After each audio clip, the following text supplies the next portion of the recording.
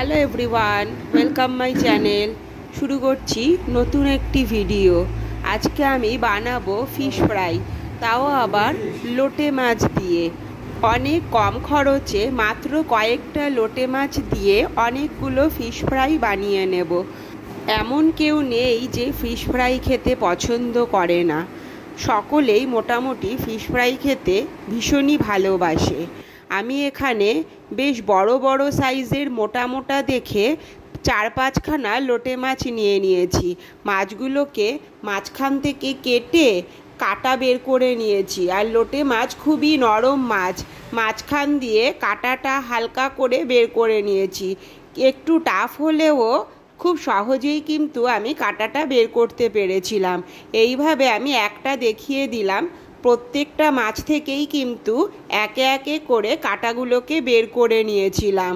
তারপর মাছগুলোকে কিছু সময়ের জন্য ম্যারিনেট করে রাখতে হবে। তাই আমি এখানে নিয়েছি স্বাদ অনুযায়ী নুন, একটা অর্ধেক পাতিলেবু নিয়েছি। পাতিলেবুর রস দিয়ে মাছগুলোকে ম্যারিনেট করে রাখলে মাছের থেকে আষ্টে গন্ধ বেরায় না।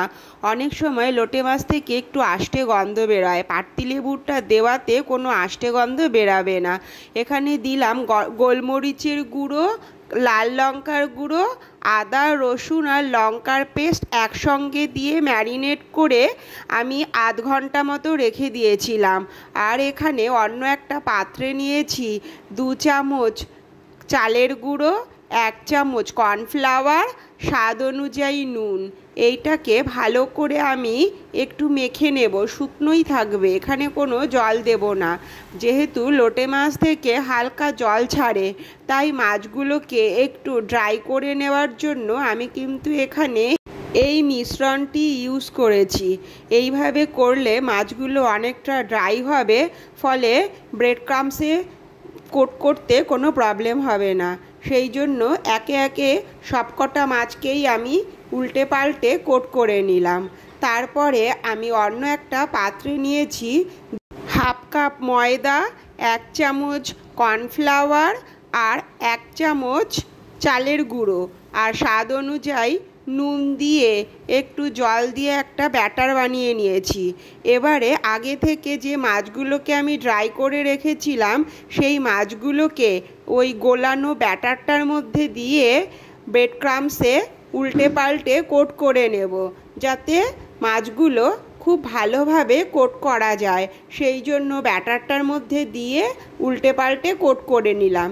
এইভাবে একে একে আমি প্রত্যেকটা মাছকেই কোট করে নিয়েছিলাম, যাতে ভাজতে খুব সুবিধা হয় আর খেতেও খুব ক্রিস্পি আর মুচমুচে হয়।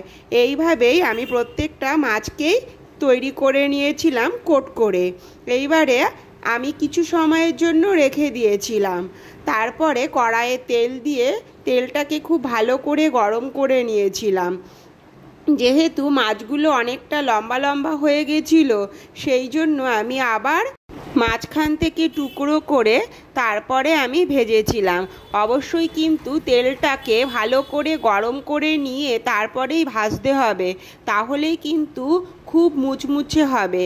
আমি এখানে দুটোকে কেটে দিয়েছিলাম, আর বাকি দুটো কিন্তু আমি কাটিনি।